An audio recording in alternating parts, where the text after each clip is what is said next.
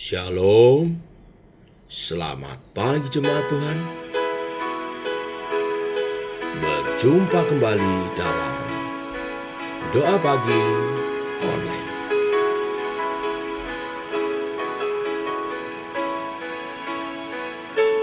Nilai hidupku.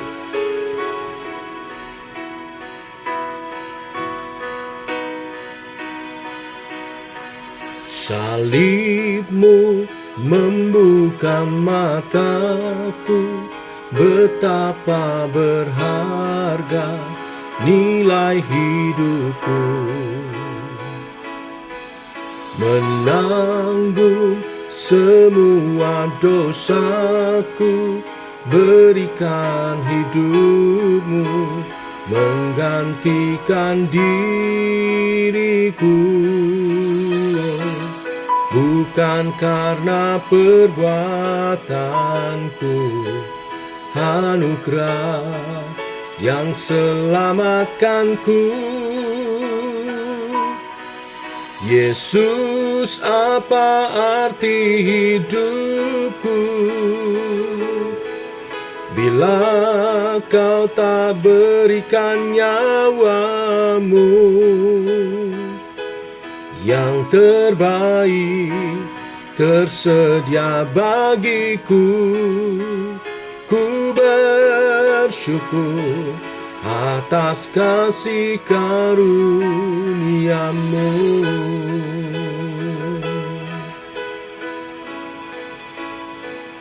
Terima kasih Tuhan buat kasih karuniamu, buat anugerahmu. Kau selamatkanku, kau mati gantiku, tebus dosaku.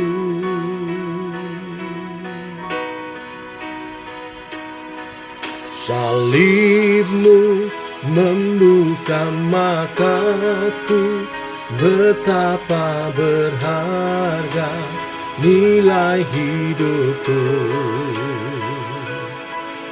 Menanggung semua dosaku, berikan hidupmu menggantikan diriku.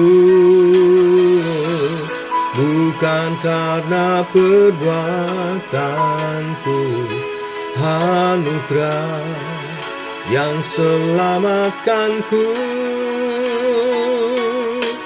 Yesus, apa arti hidupku bila kau tak berikan nyawamu? Yang terbaik tersedia bagiku. Ku bersyukur atas kasih karuniamu.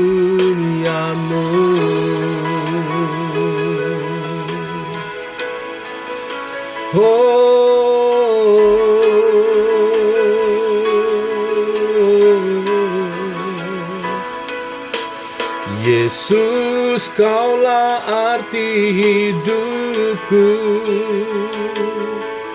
Kau yang telah berikan nyawamu. Yang terbaik tersedia bagiku. Ku bersyukur atas kasih karunia. Yesus, kaulah arti hidupku, yang telah memberikan nyawamu. Yang terbaik tersedia bagiku. Ku bersyukur atas kasih karuniamu.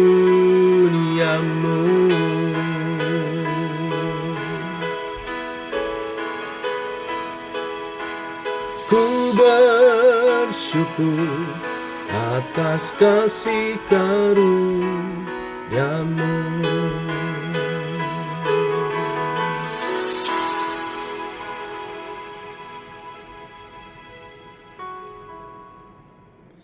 Tiba waktunya untuk kami renungkan firman-Mu. Firman-Mu lah suluh dan terang bagi jalan kami. Berfirman Tuhan, terangi jalan kami, tuntun langkah kami oleh kebenaran firman yang sebentar kami renungkan.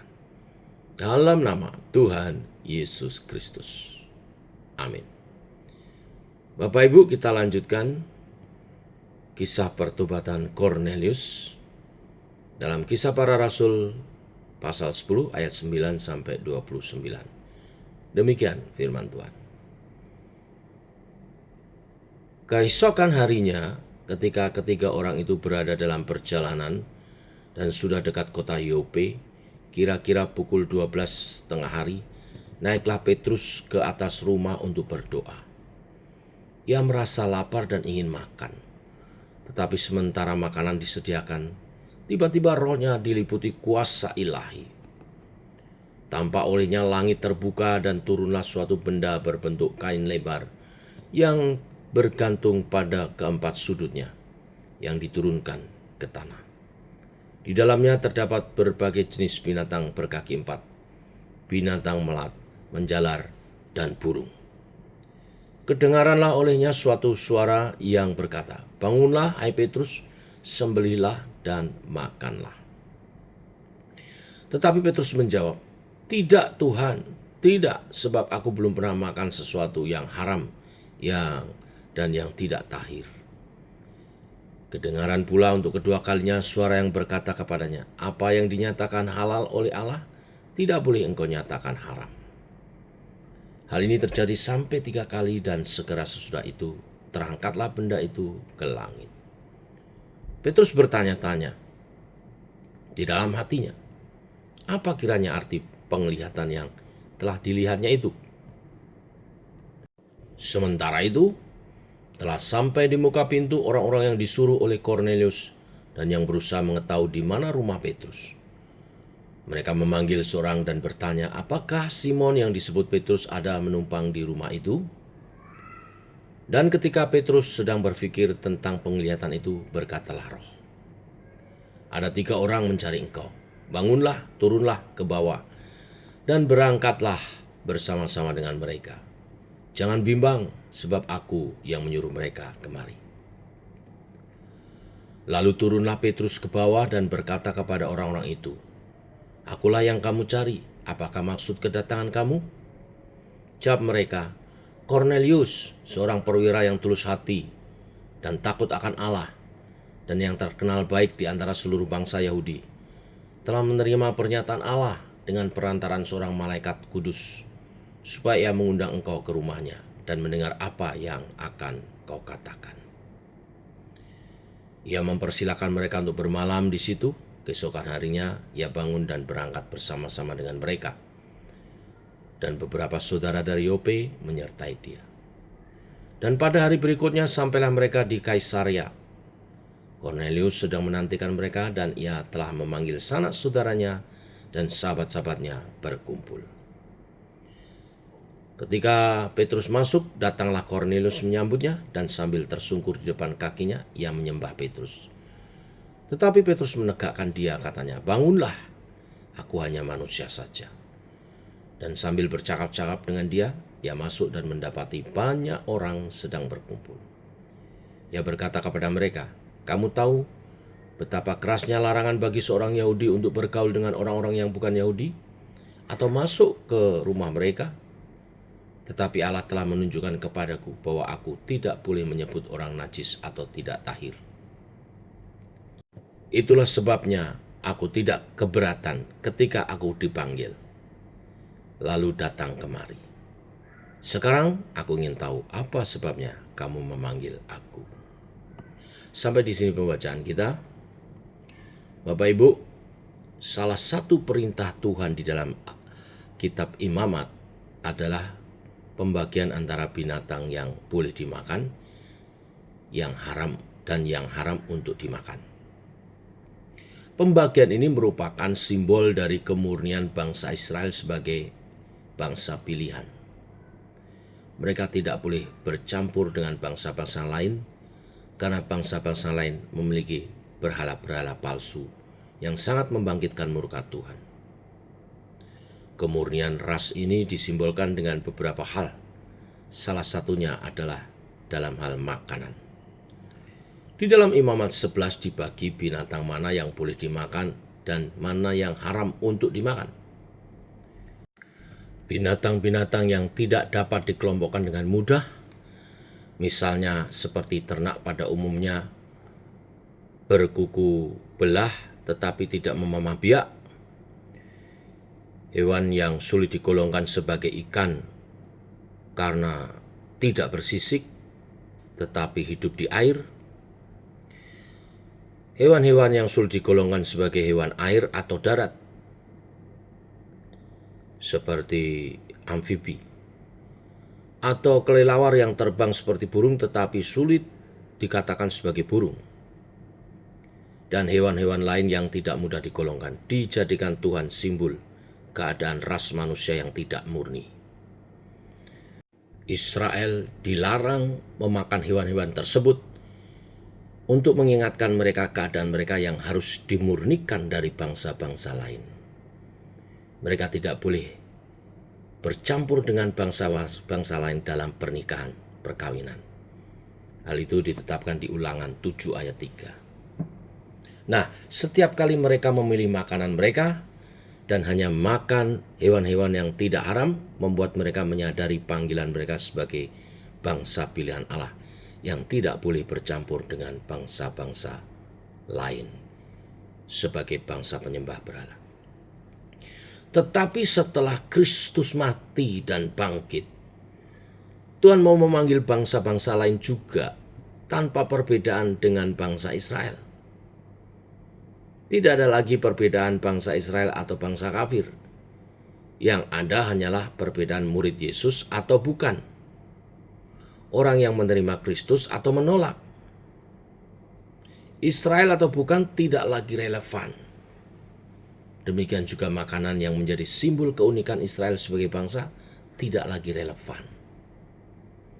Karena itu makanan yang dimakan tidak lagi menjadi simbol keutuhan ras yang diinginkan Tuhan di dalam panggilan Israel.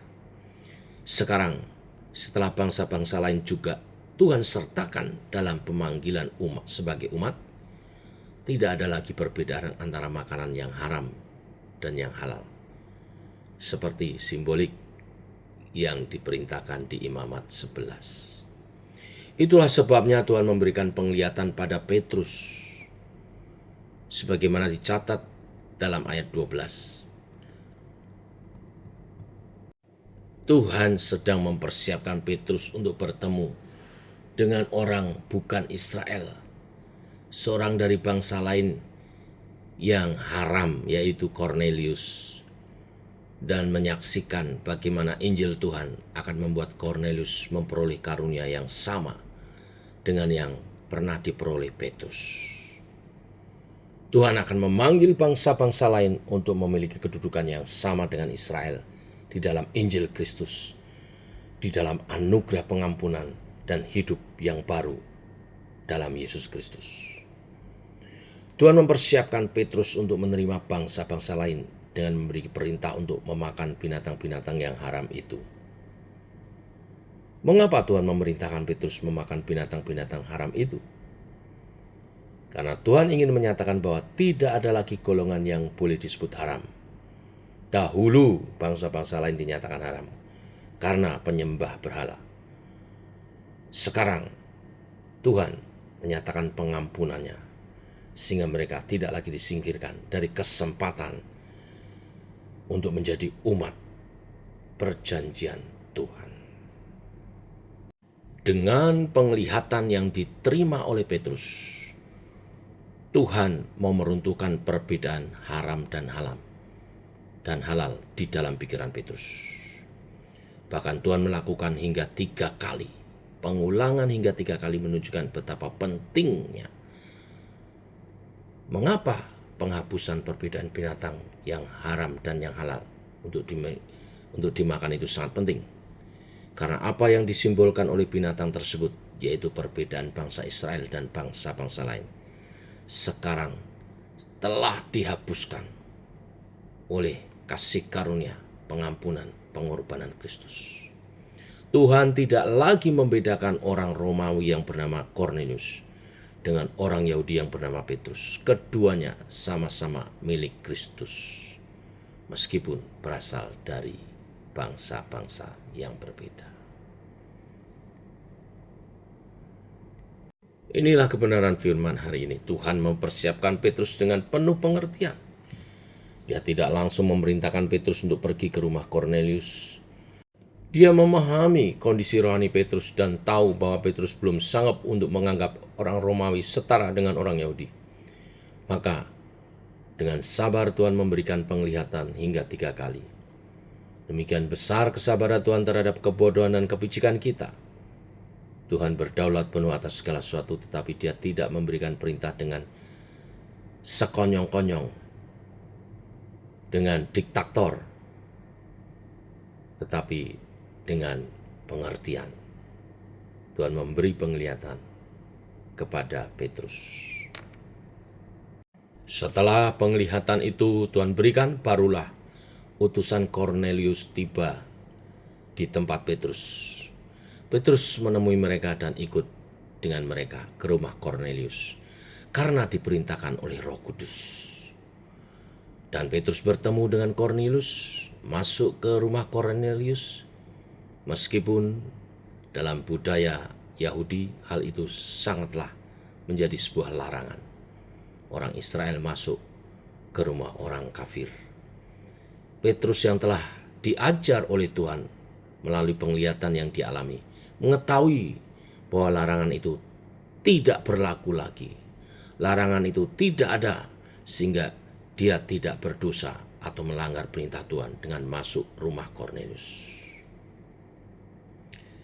Kesimpulan Petrus atas apa yang Tuhan nyatakan dengan tepat dirangkum dalam ayat 28. Tuhan telah membukakan jalan bagi Injil kepada bangsa-bangsa lain. Tuhan tidak lagi membedakan mana yang turunan Yahudi dan mana yang bukan. Tuhan memberikan standar pengukuran yang jauh lebih penting, yaitu iman kepada Kristus. Biarlah kita belajar melihat orang lain berdasarkan iman yang dia miliki kepada Tuhan, bukan dari latar belakang suku, bangsa, dan hal-hal yang lain, yang lahiriah, yang sebetulnya tidak penting. Jauh lebih penting untuk dijadikan ukuran adalah apakah orang itu mencari Tuhan dengan sepenuh hati? Apakah orang itu orang beriman? Apakah dia sungguh-sungguh beriman kepada Kristus? Apakah dia mengasihi Tuhan sebagaimana Tuhan mengasihi dia? Inilah berita firman hari ini.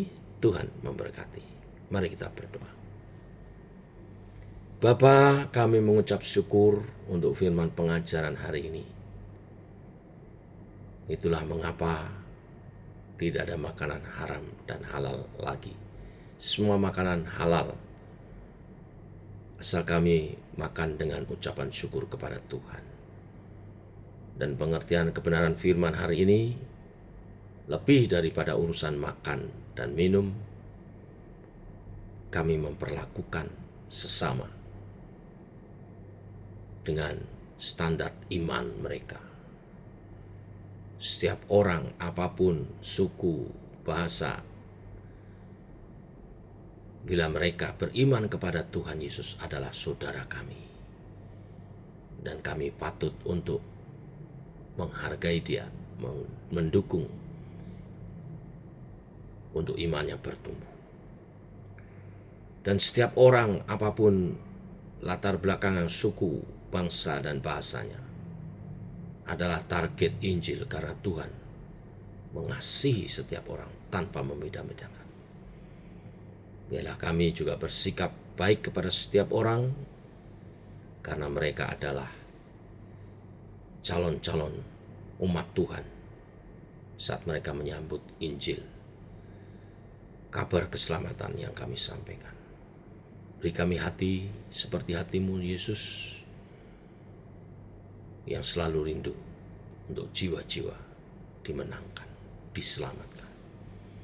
Berkati umat Tuhan yang pagi hari ini berdoa bersama dengan hamba-Mu sebagai pewarta Injil Kerajaan Allah. Tuhan memberkati apa yang kami usahakan kerjakan sepanjang hari ini buat menjadi berhasil bagi kemuliaan nama. Dalam nama Tuhan Yesus Kristus. Amin. Demikian Bapak Ibu doa pagi kita. Selamat pagi. Shalom.